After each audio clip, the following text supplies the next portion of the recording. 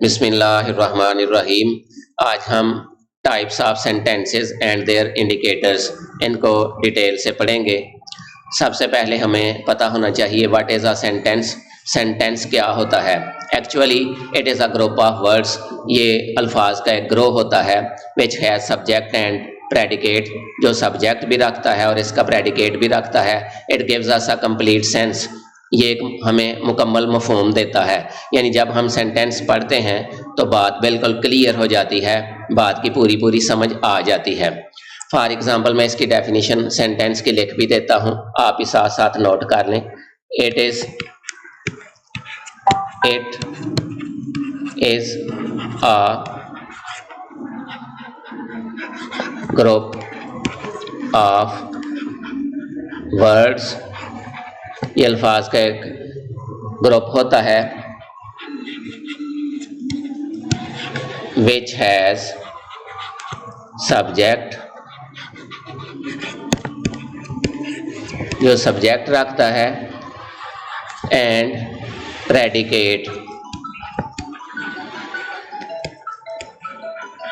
जो subject and predicate रखता है। It gives us a complete sense. ये हमें एक मुकम्मल मफहूम देता है।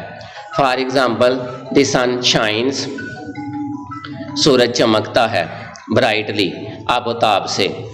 इसी तरह the sun sets in the west, सूरज मगरब में गुरूब होता है। The sun rises in the east, सूरज मशरक से निकलता है। तो ये सारे सेंटेंसेस हैं। अब हम सेंटेंस टाइप्स को जानते हैं। तो सेंटेंस की बनावट के लिहाज से 4 किस्में होती हैं। पहले नंबर पे सिंपल सेंटेंसेस, दूसरे नंबर पे कंपाउंड सेंटेंसेस, तीसरे नंबर पे कम्प्लेक्स सेंटेंसेस, चौथे नंबर पे कंपाउंड कम्प्लेक्स सेंटेंसेस। इनमें जो basic elements of every sentence हैं वो 2 होते हैं, यानी ऐसे 2 एलिमेंट्स जो हर सेंटेंस में मौजूद होते हैं। वो एक सब्जेक्ट है और दूसरा प्रेडिकेट है। सब्जेक्ट कोई भी हो सकता है, for example he, she, it, he, she, it, I, we, you, they, यानी कोई प्रोनाउन भी हो सकता है या नाउन भी हो सकता है, जिस तरह a bird, a teacher, a boy, a girl. इस तरह कोई भी सब्जेक्ट हो सकता है। तो प्रेडिकेट क्या होता है? सेंटेंस का वो हिस्सा जो वर्ब पर और बाज़ औक़ात वर्ब के साथ ऑब्जेक्ट पर भी मुश्तमिल होता है, और बाज़ औक़ात ऐसे भी होता है प्रेडिकेट में कि एक्सटेंशन ऑफ द प्रेडिकेट भी इसमें शामिल हो जाता है। Extension of the predicate,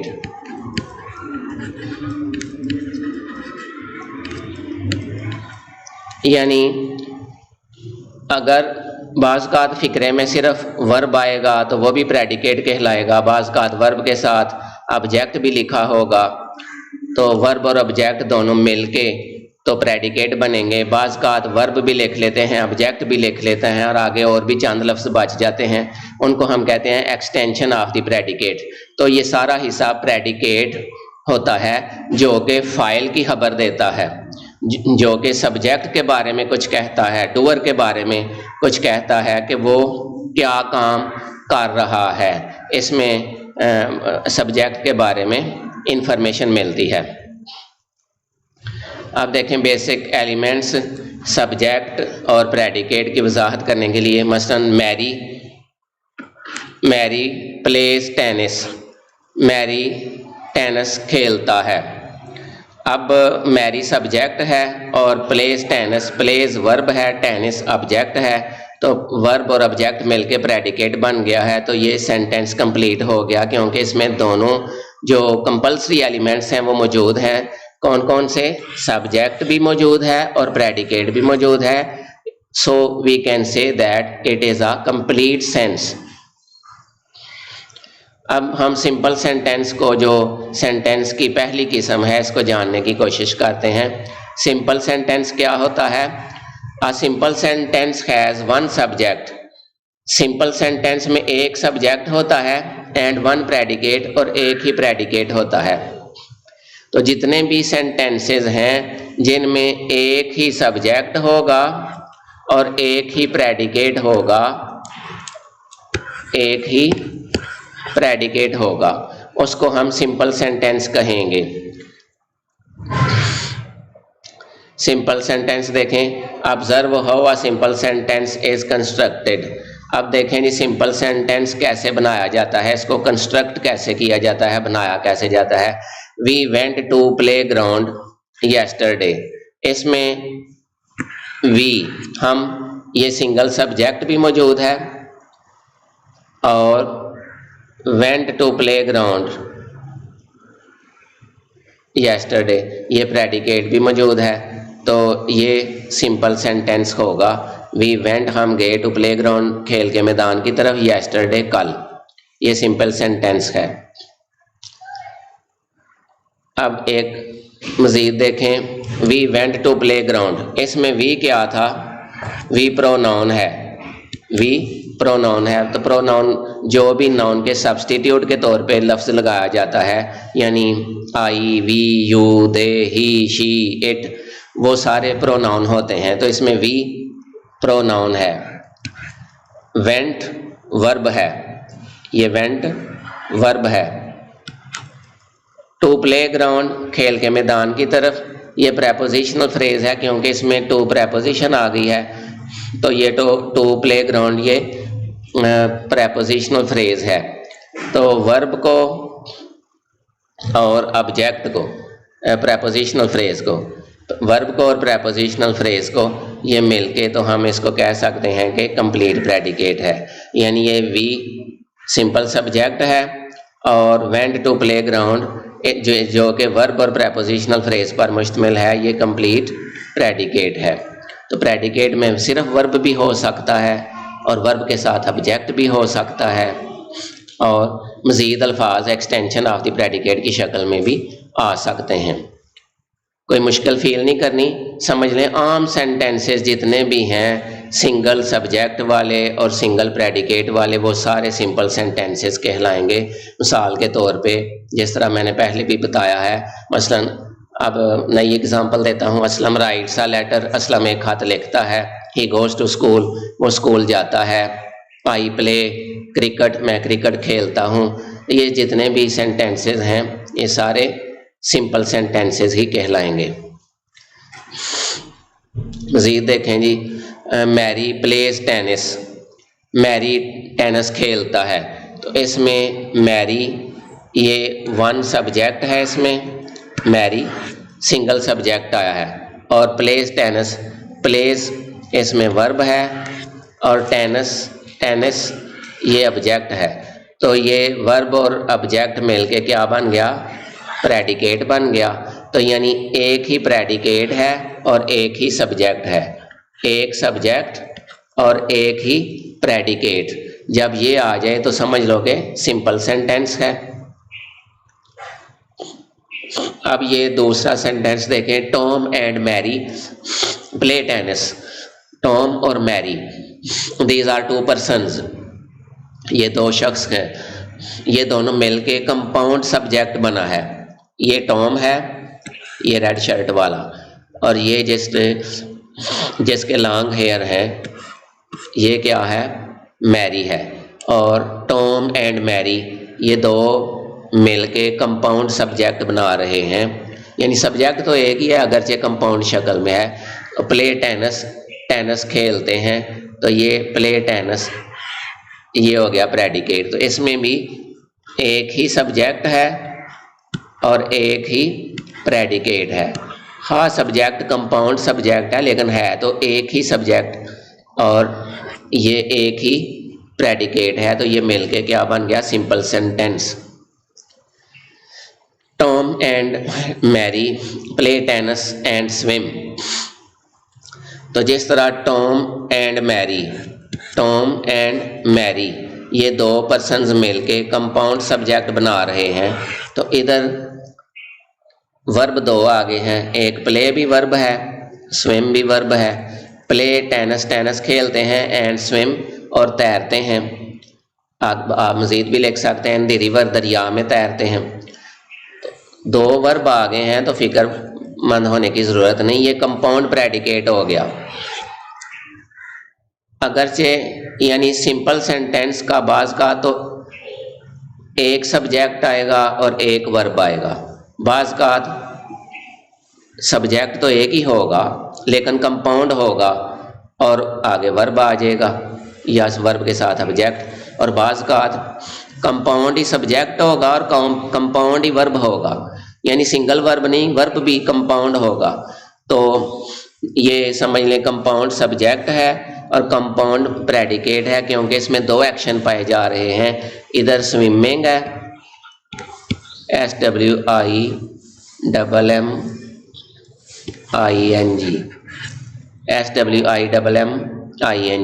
SWIMMING swimming तैराकी।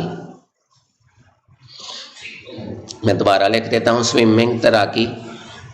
तो जब हम स्विमिंग को शुरू में लिखेंगे ना, तो ये मैं बताता हूँ, वो फाइल के तौर पे भी इसको लिखा जा सकता है, SWIMMING स्विमिंग तैराकी। For example swimming is a good exercise, तो फाइल के तौर पे भी स्विमिंग को लिखा जा सकता है। तो ये जी सिंपल सेंटेंस की दो सूरतें हो गई। Simple sentence with compound subject, तो ये हो गया टॉम एंड मैरी, ये कंपाउंड हो गया सब्जेक्ट।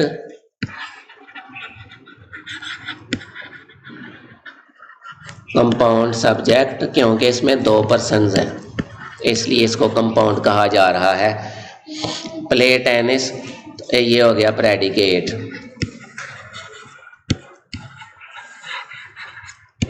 ये इधर सिंगल वर्ब है।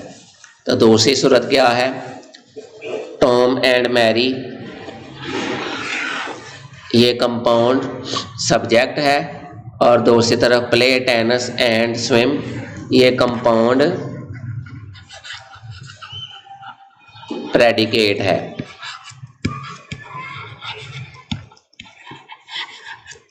तो ये क्या था, टॉम एंड मैरी, ये कंपाउंड सब्जेक्ट आ गया। तो सिंपल सेंटेंस की कितनी शक्लें हो गई, दो। बाज़ का दोनों तरफ सिंगल सिंगल होता है, सिंगल सब्जेक्ट सिंगल ही प्रेडिकेट, और बाज़ का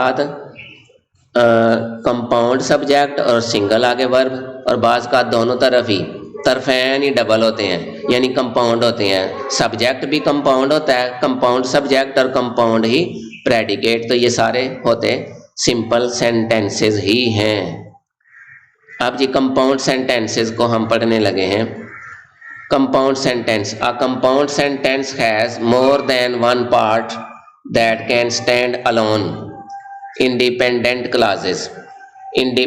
clauses are connected by coordinate conjunctions। फिर सुने, a compound sentence has more than one part, ये एक से ज़्यादा हिस्सा रखता है। that can stand alone, जिसको सेपरेटली लिखा जा सकता है।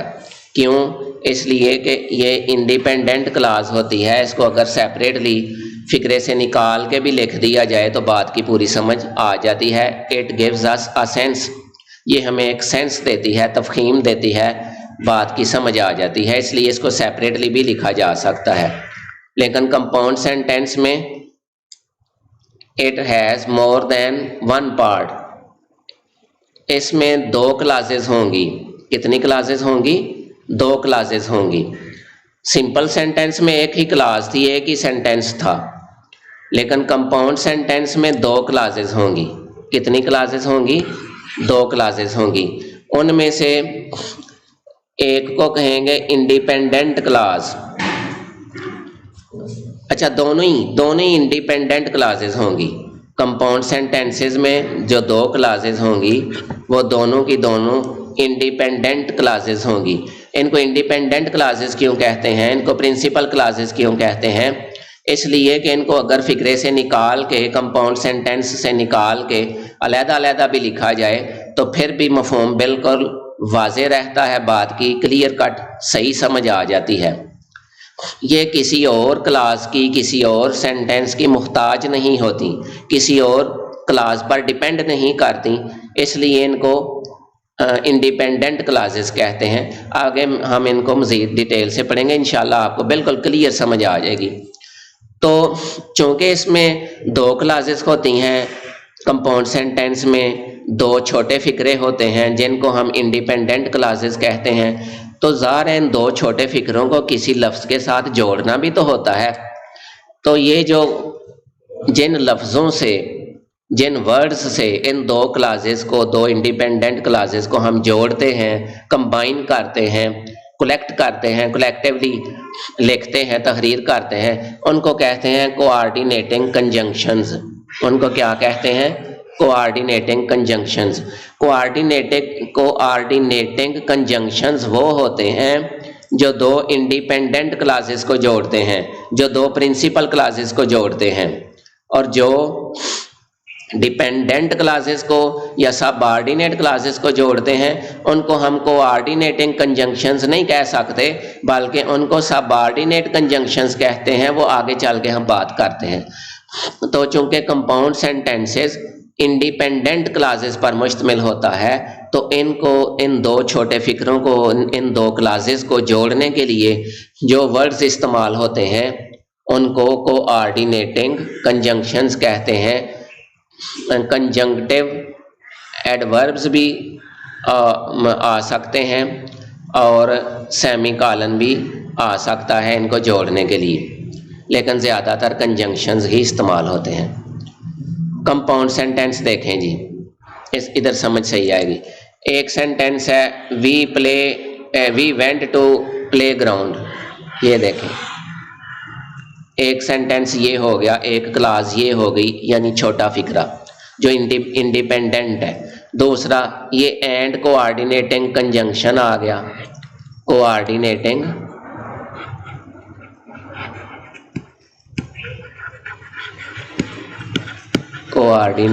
कंजंक्शन।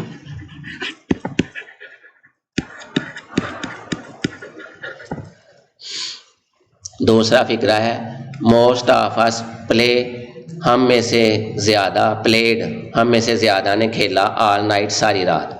ये दो जी क्लासेस आ गई, दो छोटे फिक्रे आ गए, दो इंडिपेंडेंट क्लासेस आ गई। पहली क्लास क्या थी? We went to play ground, हम प्ले ग्राउंड की तरफ गए। इसको आप फिक्रे से निकाल भी दें तो इसको अलहदा भी लिखें तो बिल्कुल सही मफहूम देगी।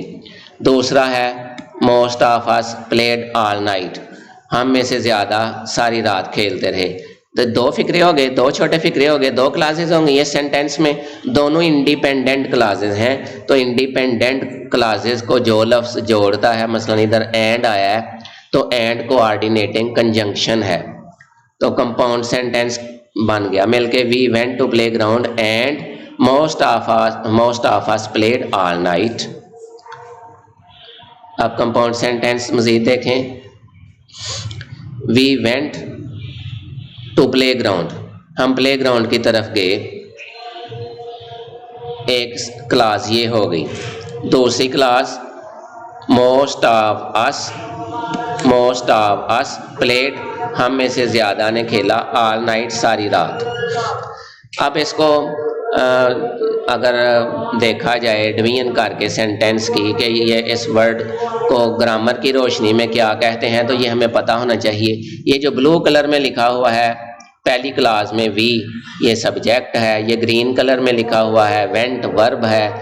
टू प्ले ग्राउंड ये प्रेपोजिशनल फ्रेज है क्योंकि प्रेपोजिशन आ गई है इसमें। एंड क्या आ गया है? ये एंड, ये कोऑर्डिनेटिंग कंजंक्शन आ गया है, कोऑर्डिनेटिंग कंजंक्शन आ गया है।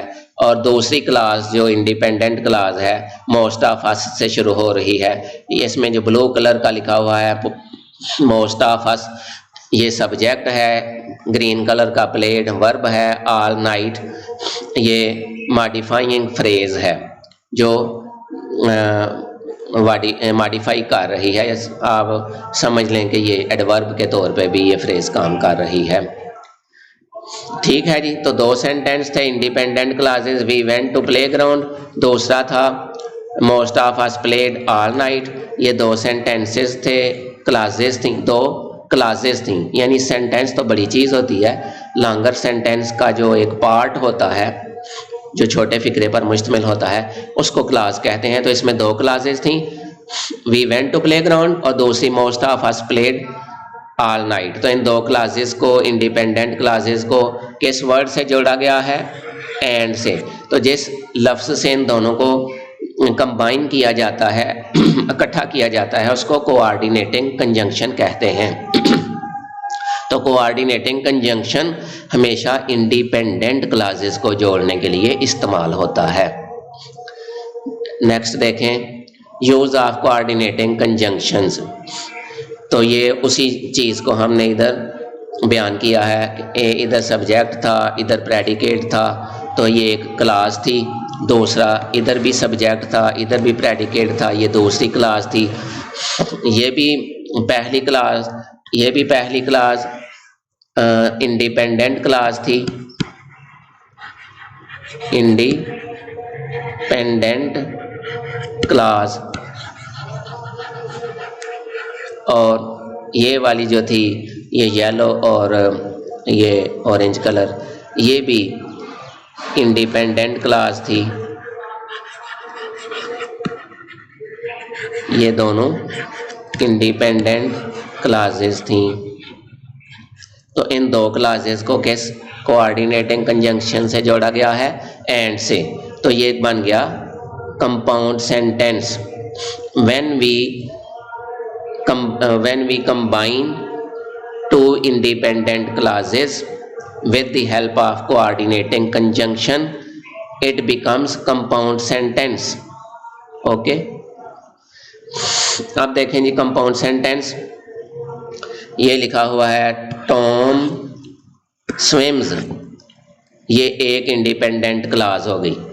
दूसरा है Mary plays tennis, Mary tennis खेलता है, ये दूसरी इंडिपेंडेंट क्लास हो गई। तो इसको कोऑर्डिनेटिंग कंजंक्शन से जोड़ दिया गया है एंड।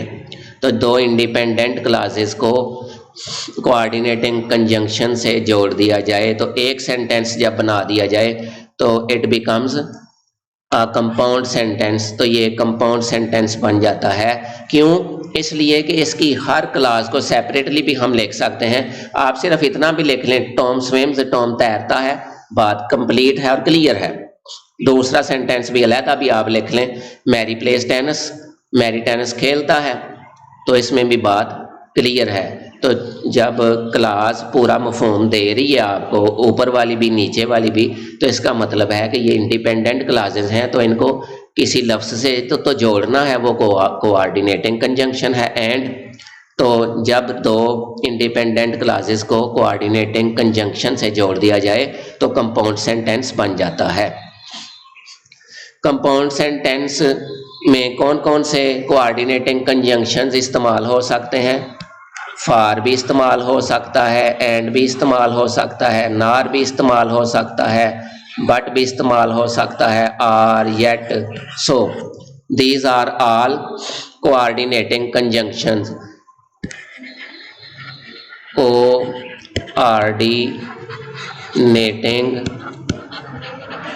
कंजंक्शंस।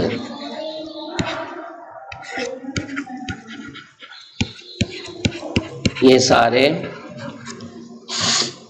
ये जितने आपको वर्ड्स नज़र आ रहे हैं वाइट कलर के, ये कोऑर्डिनेटिंग कंजंक्शंस हैं जो कंपाउंड सेंटेंसेस में इस्तेमाल होते हैं ताकि दो इंडिपेंडेंट क्लासेस को जोड़ा जा सके। अब हम कोऑर्डिनेटिंग कंजंक्शंस को एग्जांपल्स के साथ पेश करते हैं। फॉर एग्जांपल, फॉर को मसलन ही इज़ वर्किंग हेयर, वो यहाँ ये जितने भी आपको रेड कलर में वर्ड्स नज़र आ रहे हैं, for, and, nor, but, or, yet, so, ये सारे कोऑर्डिनेटिंग कंजंक्शंस हैं और इनको अगर आप ज़ुबानी याद कर लें तो आपको पता चल जाएगा कि इन वर्ड्स ये जितने दरमियान में लिखे हुए हैं, for, and, nor, but, or, yet, ये सारे कोऑर्डिनेटिंग कंजंक्शंस हैं। तो इनके तरफेन यानी इनकी लेफ्ट और राइट साइड पे हमेशा इंडिपेंडेंट क्लास होगी, यानी प्रिंसिपल क्लास होगी, जिसको आप फिक्रे से निकाल के, लॉन्गर सेंटेंस से निकाल के, तो इसको आप सेपरेटली भी लिख सकते हैं। तो ये पूरा मफहूम देती है, लेकिन ये एक बड़े सेंटेंस का हिस्सा होती है। तो इसमें देखें इन कोऑर्डिनेटिंग कंजंक्शंस के दाएं और बाएं दोनों तरफ क्लासेस लिखी हुई हैं। मसलन फॉर है, ही इज़ वर्किंग हेयर, वो यहाँ काम कर रहा है, एक क्लास ये है। दूसरा है ही लव्स हिज कंपनी, वो अपनी कंपनी से मोहब्बत करता है। तो इसको फार से जोड़ा गया है, ही इज़ वर्किंग हेयर, वो यहाँ काम कर रहा है। फार क्योंकि ही लव्स दिस कंपनी, वो इस कंपनी से मोहब्बत करता है। तो दूसरा इधर है John hates you a lot, John तुमसे बहुत ज़्यादा नफरत करता है। दूसरा सेंटेंस है he will never talk to you, वो कभी तुमसे बात नहीं करेगा। तो ये दो इंडिपेंडेंट क्लासेस हैं और इनको एंड से कोऑर्डिनेटिंग कंजंक्शन एंड है। तो जो भी जोड़ने वाले अल्फाज होते हैं उनको कंजंक्शन कहते हैं, और अगर वो इंडिपेंडेंट क्लासेस को जोड़ें, प्रिंसिपल क्लासेस को जोड़ें, तो उनको कोऑर्डिनेटिंग कंजंक्शन कहते हैं। तो एंड इधर कोऑर्डिनेटिंग कंजंक्शन है। तीसरा फिक्रा जी nor, I have never talk to that boy, मैंने कभी इस बॉय से बात नहीं की है।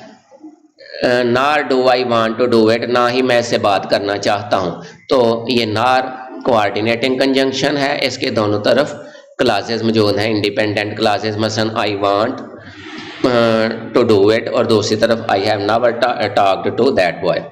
चौथा जी बट, आई वांटेड, मैं चाहता था, टू हेल्प यू, आपकी मदद करना।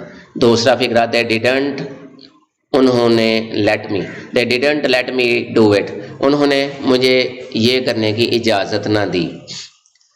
अब साथ साथ बाय द वे एक बात आ गई है, वो आपको बताता चलो। इधर आप देखें लेट आया है, लेट के बाद इधर इन्फिनेटिव वर्ब आना चाहिए था, यानी इधर ज़रूरत थी हमें इन्फिनेटिव वर्ब लिखने की। मसलन दे डिडंट लेट मी, उन्होंने मुझे इजाज़त ना दी, टू डू इट, इसे करने की। असूली तौर पे टू डू इट, इसे करने की, यानी मस्तर आए जब भी तो हम टू लगा लेते हैं, तो टू के बाद फर्स्ट फॉर्म लिख देते हैं। तो इधर मस्तर की ज़रूरत थी, लेकिन पीछे चूँकि लेट आ गया, तो अगर फिक्रे में लेट आ जाए तो फिर मस्तर बनाने के लिए, इन्फिनेटिव वर्ब बनाने के लिए, ना, ने, नी के मीनिंग वाला जो वर्ड होता है, उसके लिए फिर हम टू डिलीट कर देते हैं, टू हज़फ कर देते हैं, टू फिनिश कर देते हैं। तो इधर इसलिए टू डू की बजाय सिर्फ डू लिखा गया है, इधर टू डू नहीं लिखा गया क्योंकि पीछे लेट आ गया। तो कुछ वर्ड्स हैं वो नोट कर लें, ये मैं इधर साइड पे लिख देता हूँ। Late, watch, feel, see, make, MAKE, दोबारा लिख दूँ, दोबारा लिख देता हूँ, मेक, MAKE, मेक प्लीज। अब दूसरी तरफ कुछ लिख देता हूँ, पहले इधर है थोड़ी सी जगह हेल्प, इधर जी अब दूसरी तरफ बेड, नीड, फिर सुने let, watch, feel, see, make, please, help, bed, need, ये वर्ड्स हैं। इनके बाद अगर मस्तर बनाना हो, इन्फिनेटिव वर्ब यूज़ करना हो, तो टू ख़त्म कर देते हैं, टू डिलीट कर दिया जाता है, टू इज़ फिनिश्ड, टू ख़त्म कर दिया जाता है, वो नहीं लिखते। तो ये वैसे मैंने बाय द वे आप तक इन्फॉर्मेशन पहुंचा दिया, ये याद रख लें।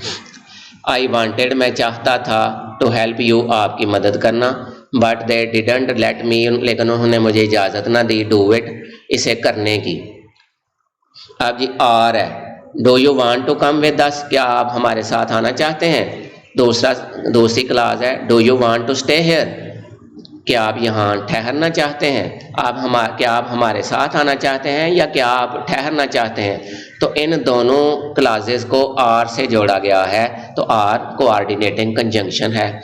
इसी तरह येट है और इसी तरह फिर नीचे सो है। सो की मैं एग्जांपल बता देता हूँ, मसलन I was suffering from fever, मैं बाहर में मुब्तला था। एक क्लास हो गई इंडिपेंडेंट क्लास। दूसरी ये है I didn't go to my office, मैं अपने ऑफिस की तरफ ना गया, ये दूसरी इंडिपेंडेंट क्लास हो गई। तो इसको किससे जोड़ा गया है, कोऑर्डिनेटिंग कंजंक्शन सो से जोड़ा गया है। तो when we combine two independent classes with the help of coordinating conjunction it becomes compound noun. ठीक है जी, कंपाउंड सेंटेंस कोऑर्डिनेटिंग कंजंक्शंस। आपको कोऑर्डिनेटिंग कंजंक्शंस मजीद देखें। टॉम स्विम्स, टॉम तैरता है। Mary plays tennis, Mary tennis खेलती है। तो इधर ये कोऑर्डिनेटिंग कंजंक्शन आ गया। एक क्लास थी टॉम स्विम्स, दूसरी क्लास थी मैरी प्लेस टेनिस। तो दोनों इंडिपेंडेंट क्लासेस थी, तो इनको एंड कोऑर्डिनेटिंग कंजंक्शन से जोड़ा गया है, इसलिए ये बन गया कंपाउंड सेंटेंस। अब देखें जी, टॉम स्विम्स, टॉम तैरता है। Mary plays tennis, Mary tennis खेलता है। ये इधर भी क्लास है, इधर भी क्लास है, तो एंड से जोड़ा गया है दो क्लासेस को। तो ये क्या बन गया, कंपाउंड सेंटेंस बन गया। और इधर नीचे लिखा हुआ है comma before and in compound sentences. तो एंड से पहले इधर ये हमने कामा भी लगाया है ताकि ज़रा पता चल जाए, दो क्लासेस को सेपरेट करने के लिए, ताकि पता चल जाए कि ये दो क्लासेस हैं, इंडिपेंडेंट क्लासेस हैं।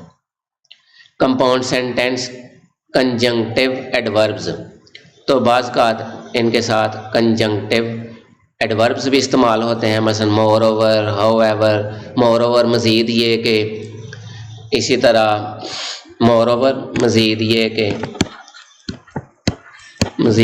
कि, हाउ एवर ताहम, अदरवाइज बसूरत दीगर,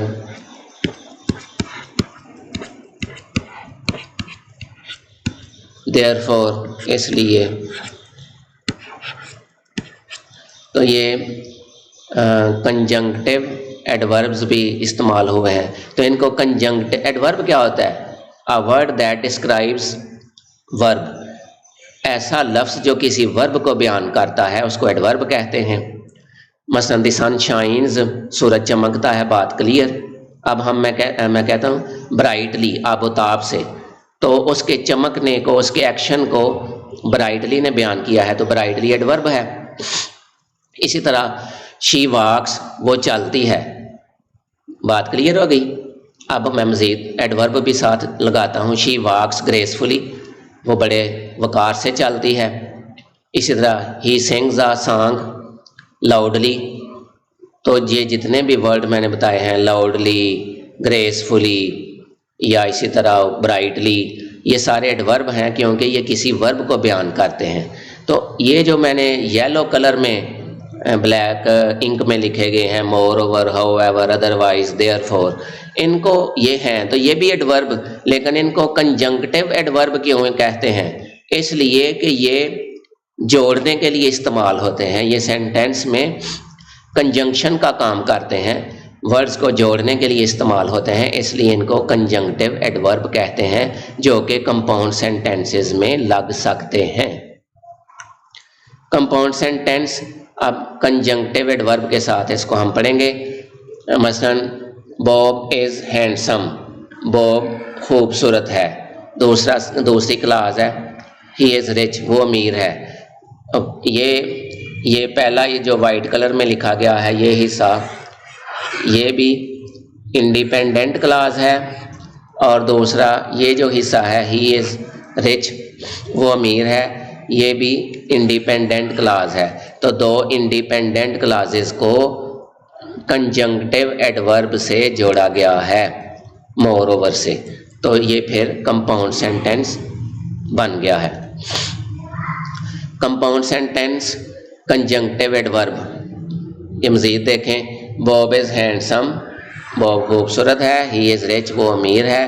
तो इसको इस कंजंक्टिव एडवर्ब से जोड़ा गया है, ये येलो कलर में है, तो ये बन गया सारा Bob is handsome moreover he is rich, ये सारा मिलके कंपाउंड सेंटेंस बन गया। Note semicolon before conjunctive adverb and comma after conjunctive adverb.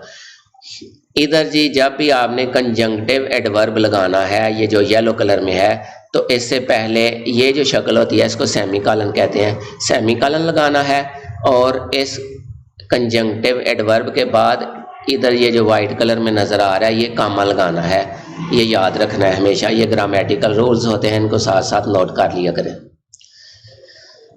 Conjunctive adverbs float.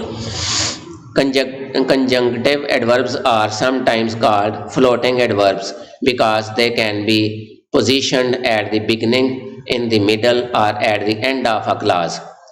तो conjunctive adverbs are sometimes called floating adverbs। इनको floating adverbs क्यों कहते हैं? फ्लोट मीन होता है तैरना, ये तैरते रहते हैं। इट मीन्स कि ये अपनी पोजीशन को, लोकेशन को, जगह को चेंज करते रहते हैं, कभी किसी जगह आ जाते हैं, कभी किसी जगह आ जाते हैं। तो जिधर भी आए परेशान नहीं होना, ठीक है जी, रूल्स आपको पता होना चाहिए। Conjunctive adverb at the beginning, शुरू में भी आ सकता है, इन द मिडल, दरमियान में भी आ सकता है, एट द एंड, आखिर पे भी आ सकता है। मसलन ये देखें, बॉब इज़ हैंडसम, बॉब खूबसूरत है। मोर ओवर मज़ीद ये कि ही इज़ रिच, वो अमीर है, इधर दरमियान में आया है। Bob is handsome, he is more over rich, इधर क्या आया है? इधर देखें दूसरी क्लास के हेल्पिंग वर्ब के बाद आ गया। इधर तीसरे कंपाउंड सेंटेंस में देखें, बॉब इज़ हैंडसम, बॉब खूबसूरत है, ही इज़ रिच, वो अमीर है, मोर ओवर एंड पे चला गया है। तो इनकी जगह according to the situation we can change. Semicolons. If the relation between the ideas expressed in the main clauses is very close and obvious without a conjunction, you can separate the clauses with the semicolon. Compound sentence semicolon. अब compound sentence में semicolon भी आ सकता है, इसको मज़ीद वाज़े करते हैं। मसलन टॉम हैज़ बेनिफिटेड, टॉम ने फ़ायदा उठाया है, फ्राम हिज एक्सरसाइज, अपनी वर्जिश एक्सरसाइज प्रोग्राम, अपने एक्सरसाइज के प्रोग्राम से। ही इज़ स्लिम, वो पतला है, एंड एनर्जेटिक, और हेल्दी और तवाना है, एनर्जेटिक है। तो इसको सेमी कॉलन से भी हम जोड़ सकते हैं, यानी कंजंक्शन इधर नहीं लगा, कोऑर्डिनेटिंग कंजंक्शन, कोऑर्डिनेटिव कंजंक्शन नहीं आया, या कोऑर्डिनेटिंग कंजंक्शन नहीं आया, बल्कि सेमीकोलन आ गया। Complex sentence. अब हम कम्प्लेक्स सेंटेंस देखें। Complex sentence, a complex sentence has at least 2 parts. इसमें 2 हिस्से होते हैं। वन, एक वो दैट कैन स्टैंड अलोन, जो तन्हा लग सकता है, जिसको आप सेपरेट फिक्रे से सेपरेट कर दें तो आप उसको लगा सकते हैं, यूज़ कर सकते हैं, वो सही मफ़हूम देगा। And another one that can not, और दूसरा वो हिस्सा होता है जिसको आप अलग अलग करें तो आप उसको अलग नहीं लिख सकते, वो मफ़हूम गलत देगा। जिस तरह मैंने आपको एक लेक्चर में बताया था, द पेशेंट हैड डाइड, मरीज़ मर चुका था, before the doctor came, doctor के आने से पहले। अब मैं सिर्फ इतना लिख दूँ बिफोर द डॉक्टर केम, तो बात क्लियर नहीं होती जब तक इसको दूसरी क्लास के साथ अटैच ना किया जाए।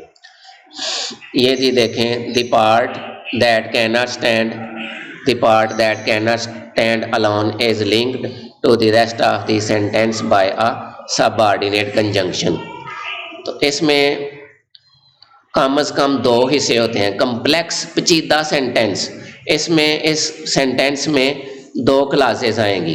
कितनी क्लासेस आएंगी? 2 क्लासेस आएंगी। एक क्लास कौन सी होगी?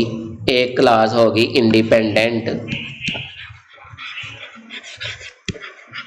इंडिपेंडेंट, यानी जिसको आप फिक्रे से निकाल के अलहदा भी लिख सकते हैं, तो ये मफहूम बिल्कुल क्लियर करती है, सेंस देती है। दूसरी क्लास कौन सी हो गई? दूसरी क्लास को हम कह सकते हैं कि subordinate class. Subordinate class,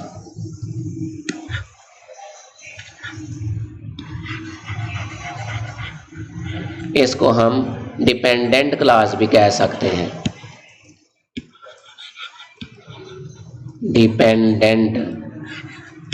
dependent class भी कह सकते हैं। तो चूंकि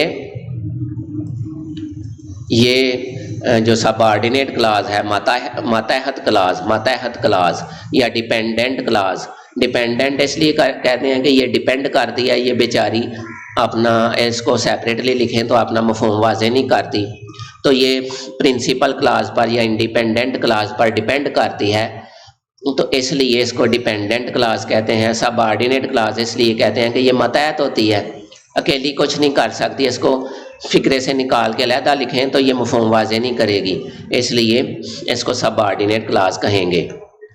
कम्प्लेक्स सेंटेंस देखें।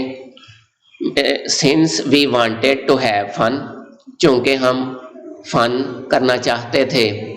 वी वेंट, हम गए, टू प्ले ग्राउंड, हम प्ले ग्राउंड की तरफ गए, यस्टरडे, कल। ये अब देखें जी, सिंस, ये जो रेड कलर में आपको नज़र आ रहा है, ये सबऑर्डिनेट कंजंक्शन है।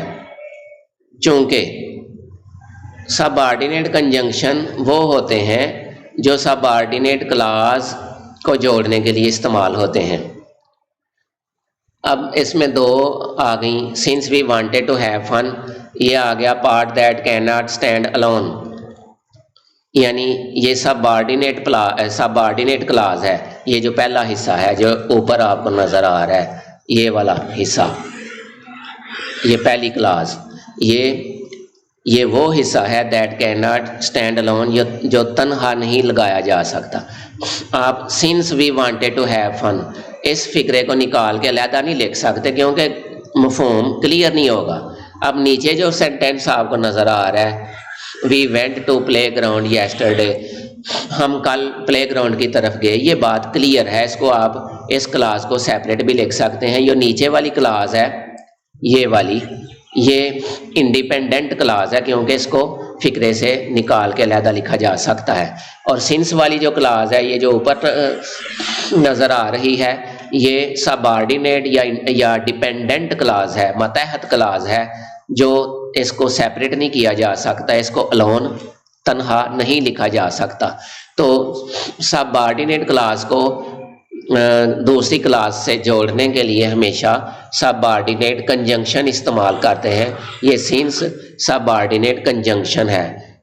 जिस तरह हमने पढ़े थे ना कोऑर्डिनेटिंग कंजंक्शंस, तो कोऑर्डिनेटिव कंजंक्शंस, कोऑर्डिनेट कंजंक्शन, वो दोनों जो पैरेलल क्लासेस थी, दोनों प्रिंसिपल क्लासेस थी या इंडिपेंडेंट क्लासेस थी, उनको जोड़ने के लिए इस्तेमाल हुए थे। तो इधर चूंकि एक सबऑर्डिनेट क्लास है, इसको जोड़ने के लिए जो कंजंक्शन हम इस्तेमाल करेंगे वो सबऑर्डिनेट कंजंक्शन कहलाएगा। अब देखो जी, कम्प्लेक्स सेंटेंस, इधर भी सब्जेक्ट है, इधर भी प्रेडिकेट है, इधर भी सब्जेक्ट है, इधर भी प्रेडिकेट है, एक क्लास ये है, एक क्लास ये है, तो इसको इस सबऑर्डिनेट कंजंक्शन से जोड़ा गया है, तो इसलिए ये कम्प्लेक्स सेंटेंस है क्योंकि इसमें एक इंडिपेंडेंट क्लास है और एक डिपेंडेंट क्लास है।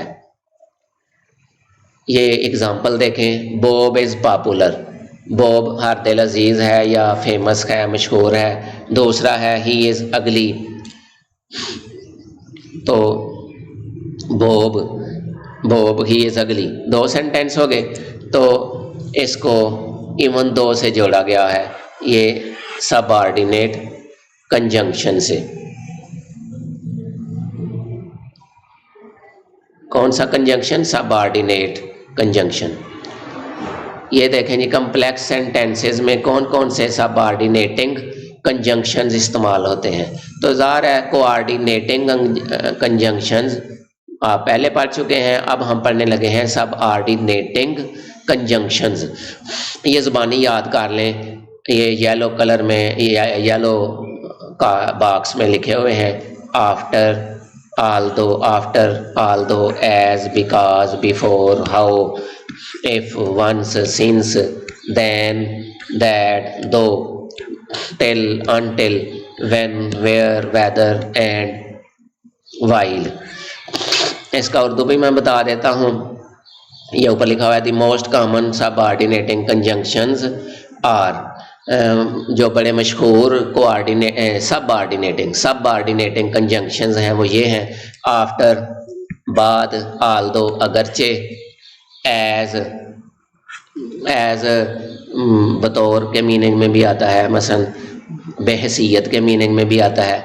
बिकॉज क्योंकि, बिफोर पहले, हाउ कैसे, इफ़ अगर, वंस एक बार, सिंस चूँकि, देन से, दैट जो के मीनिंग में आएगा, दो अगरचे, टिल तक, अनटिल जब तक ना, व्हेन जब, वेयर कहाँ, वेदर आया के, एंड और वाइल, एंड वाइल, ठीक है, वाइल मीन जब के। अब इनकी सबऑर्डिनेटिंग कंजंक्शंस की हम मिसालें भी देखते हैं। तो जिन में भी ये आपको ये बोल्ड और ज़रा डार्क कलर में वर्ड नज़र आ रहे हैं, ये सारे सबऑर्डिनेटिंग कंजंक्शंस हैं। तो इसका मतलब है कि जिस सेंटेंस में भी सबऑर्डिनेटिंग कंजंक्शन होगा उसके दाएं बाएं एक इंडिपेंडेंट क्लास होगी और दूसरी डिपेंडेंट क्लास होगी, और जिस क्लास के साथ सबऑर्डिनेटिंग कंजंक्शंस मौजूद होगा या लगा होगा, जुड़ा होगा, वो सबऑर्डिनेट क्लास कहलाएगी, और दूसरी जो बच जाएगी वो इंडिपेंडेंट क्लास कहलाएगी। आई एम स्टेइंग, मैं ठहरा हूँ, in because it is snowing, क्योंकि बर्फ़बारी हो रही है। As long as you need my notebook you can keep it, after they pass the town you must turn to the left. तो ये स्क्रीनशॉट ले लें, तो जो बात समझाना मकसूद थी वो मैंने समझा दी है। ये सबऑर्डिनेट कंजंक्शन जिधर भी आएगा तो ये कम्प्लेक्स सेंटेंसेस को तश्कील देंगे। कम्प्लेक्स सेंटेंसेस, इसमें क्या होगा, सबऑर्डिनेटिंग कंजंक्शंस मौजूद होंगे। बॉब इज़ पॉपुलर, ये इंडिपेंडेंट क्लास है, और ही इज़ अगली, ये डिपेंडेंट क्लास है, क्योंकि इसके साथ सबऑर्डिनेटिंग कंजंक्शन आ गया है इस क्लास के साथ, तो इसने इसको सबऑर्डिनेट या डिपेंडेंट क्लास में बदल दिया है। तो दोनों क्लासेस सबऑर्डिनेट कंजंक्शन के साथ सबऑर्डिनेट कंजंक्शन से मिलके कम्प्लेक्स सेंटेंस बनाएंगी। इवन दो बॉब इज़ अगली ही इज़ पॉपुलर, तो अब इधर शुरू में सबऑर्डिनेट क्लास शुरू में आ गई है, यानी डिपेंडेंट क्लास शुरू में आ गई है, और ये जो he is popular independent class आखिर पे चली गई है। तो आपने इधर से पहचानना है, ये जो येलो कलर पे आपको नज़र आ रहे हैं कि जिस क्लास के साथ सबऑर्डिनेटेड कंजंक्शंस लिखे होंगे वो सबऑर्डिनेट या डिपेंडेंट या मातहत क्लास होगी, और दूसरी जो बच जाएगी वो इंडिपेंडेंट क्लास होगी, या इसको प्रिंसिपल क्लास भी कह सकते हैं। कंपाउंड कम्प्लेक्स सेंटेंस, पहले हमने पढ़े थे सिंपल सेंटेंस, फिर कंपाउंड, फिर कम्प्लेक्स, तो अब पढ़ेंगे compound complex sentences. Compound complex इसको क्यों कहते हैं कि इनमें कंपाउंड वाले अज्जा भी पाए जाएंगे और कम्प्लेक्स सेंटेंसेस वाले क्वालिटीज़ या करैक्टरिस्टिक्स वो भी पाई जाएंगी। This type of sentence has more than one part that can stand alone and at least one that cannot. Conjunctions link the different parts of this sentence. मिसालों से हम इसको clear करते हैं। कंपाउंड कम्प्लेक्स सेंटेंस, सिंस चूँकि we wanted to have fun, हम fun करना चाहते थे। My friend and I went to play ground, मेरा दोस्त और मैं प्ले ग्राउंड की तरफ गए येस्टरडे कल। And we played all night, और हम सारी रात खेलते रहे। अब देखो जी, ये वो हिस्सा है कंपाउंड कम्प्लेक्स सेंटेंस का। ये जो 3 हिस्से हो गए ना, ये पहला हिस्सा, ये दूसरा हिस्सा, ये तीसरा हिस्सा। ये 3 स्लाइड्स आपको नज़र आ रही हैं। तो पहला हिस्सा है, इसके साथ ये सिंस सबऑर्डिनेटिंग कंजंक्शन आ गया है, तो इसका मतलब है ये सारी सबऑर्डिनेट क्लास आ गई है, ये सारी सबऑर्डिनेट क्लास आ गई है। We wanted to have fun. और दूसरा, my friend and I went to play ground, तो ये दूसरा हिस्सा है। माई फ्रेंड मेरा दोस्त, एंड आई और मैं, ये सब्जेक्ट है। वेंट टू प्ले ग्राउंड, ये हो गया प्रेडिकेट। और तीसरा हिस्सा आ गया, and we played all night, ये एंड कोऑर्डिनेटिंग कंजंक्शन आ गया। तो my friend and I went to play ground. तो आपको मैंने एक शुरू में बताया था कि कोऑर्डिनेटिंग कंजंक्शन के लेफ्ट और राइट पे हमेशा इंडिपेंडेंट क्लास होगी। तो ये देखें, एंड पकड़ा गया है, इधर एंड आ गया कोऑर्डिनेटिंग कंजंक्शन। तो इससे पहले जो क्लास आई है वो भी प्रिंसिपल या इंडिपेंडेंट क्लास होगी, और इसके बाद वी प्लेड ऑल नाइट, ये भी इंडिपेंडेंट क्लास होगी। तो कंपाउंड कम्प्लेक्स सेंटेंस कब बनेगा कि जिसमें एक सबऑर्डिनेट क्लास, इस सेंटेंस की रोशनी में एक सबऑर्डिनेट क्लास आई है और 2 इंडिपेंडेंट क्लासेस आई हैं जिनको कोऑर्डिनेटिंग कंजंक्शन एंड से जोड़ा गया है। Mike is popular because he is good looking but he is not very happy. इस फिक्रे को देखें ज़रा, ठीक है जी। एक्सरसाइजेज से if the following sentences are simple, compound complex और कंपाउंड कम्प्लेक्स, तो इनको आपने ज़रा घर में खुद प्रैक्टिस करें और फिर देखें कि ये फिक्रे लिखे गए हैं, इनमें से आपने बताना है कि सिंपल कौन सा है, कंपाउंड कौन सा है, फिर कम्प्लेक्स कौन सा है, फिर कंपाउंड कम्प्लेक्स कौन सा है। मसलन द बेल रैंक, और नीचे है Bridget ran the first part of the race and Terra bike the second part ही। ये स्क्रीनशॉट ले लें और खुद घर में प्रैक्टिस करें। आंसर्स ये लिखे हुए हैं, पहला सेंटेंस सिंपल था, दूसरा कंपाउंड, तीसरा कम्प्लेक्स, चौथा सिंपल और 5वां कंपाउंड कम्प्लेक्स। तो ज़रा 5वां देखें, नोकी pass the test because he studied hard and understood the material, ठीक है जी। Because Kayla has so much climbing experience we asked her to lead our group. ये आगे इसका स्क्रीनशॉट लेके तो घर में प्रैक्टिस करें। आंसर्स ये नीचे आ गए। की पॉइंट्स टू रिमेंबर, ये याद रखें।